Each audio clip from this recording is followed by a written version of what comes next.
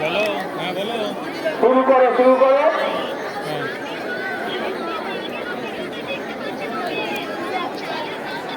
শুরু করে দাও। যেহেতু এখন আগুন দিচ্ছেন কিন্তু আনন্দময়ী কালীমাতা সংস্থার প্রধান পুরোহিত মাননীয় মনোরঞ্জন বন্দ্যোপাধ্যায় মহাশয়, সবাই একটু সরে আসবেন, সবাই একটু সরে আসবেন।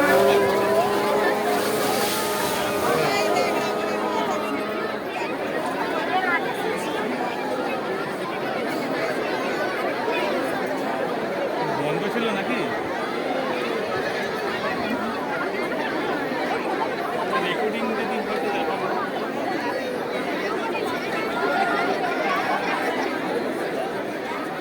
বন্ধ ছিল না তো? এই রাবণবধ অনুষ্ঠানটি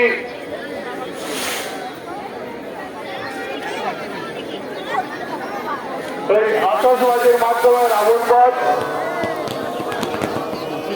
সবকটা কি রেকর্ড এসছে? ভগবান শ্রী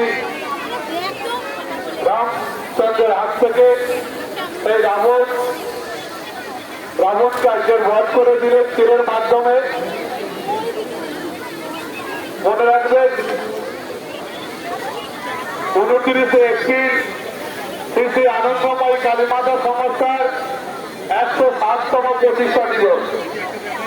মনে রাখবেন শ্রী শ্রী আনন্দময়ী কালীমাতা সংস্থার 107তম প্রতিষ্ঠা দিবস 29 এপ্রিল। তো প্রতি বছরের মতন আমাদের ভোর থেকে চাদর চৌধুরী, ওখান থেকে পূজা অর্চনা হোমযজ্ঞ এবং সন্ধ্যায় গঙ্গা আরতি অনুষ্ঠিত হবে। প্রতি বছরের মতন যে রামনবমী, প্রতি বছরের মতন যে প্রতিষ্ঠা দিবসে দুপুরে ভোগ বিতরণ অনুষ্ঠান এবং সন্ধ্যা 7 ঘটিকায় যে আতশবাজি অনুষ্ঠান ভোটের কারণে ওটি বন্ধ রাখা হয়েছে। পরের দিন 30 এপ্রিল, পরের দিন 30 এপ্রিল দুপুর 1টায় ভোগ বিতরণ অনুষ্ঠান এবং সন্ধ্যা 7টায় আতশবাজি প্রদর্শন অনুষ্ঠিত হবে।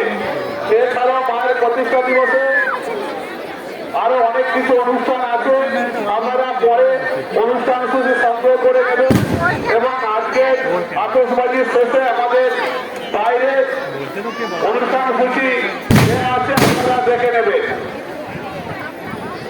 এই আতশবাজির মাধ্যমে রাবণকে বধ করা হয়েছে। এরপরে আমাদের আর একটি সেই নাগিন